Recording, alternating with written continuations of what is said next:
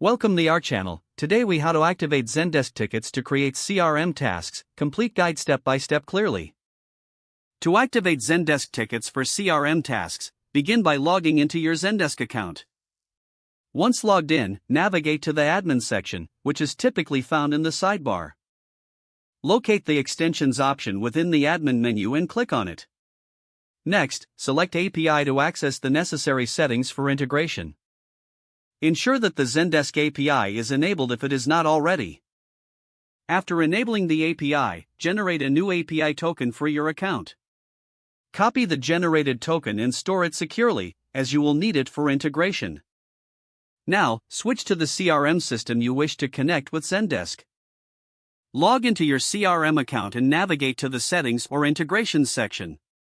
Search for Zendesk within the available integrations. Follow the prompts to initiate the integration process. When prompted, enter your Zendesk domain, email, and the API token you generated earlier. Complete any additional authentication steps required by your CRM system. Once the integration is active, you will be able to create CRM tasks directly from Zendesk tickets. To do this, go back to your Zendesk dashboard and open a ticket that you want to convert. Look for the option to create a task or link to your CRM within the ticket interface. Fill in the necessary details to create the task, such as the task title, description, and due date. After entering the details, confirm the creation of the task. Check your CRM system to verify that the task has been successfully created. You can now manage and track this task directly within your CRM. Repeat this process for any additional tickets you want to activate as CRM tasks.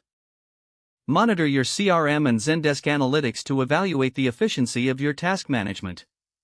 Adjust settings and integrations as needed to streamline your processes further. By following these steps, you will effectively activate Zendesk tickets to create CRM tasks. If the page does not load, refresh the browser or try again in a private or incognito window. Make sure you are using the correct email address, then retype it carefully to avoid small typos. If your password is not accepted, use the reset option and create a new strong password you can remember. Check your spam folder for verification or security emails, then complete any requested confirmation steps. Don't forget to like this video and subscribe to our channel for more step-by-step tech guides.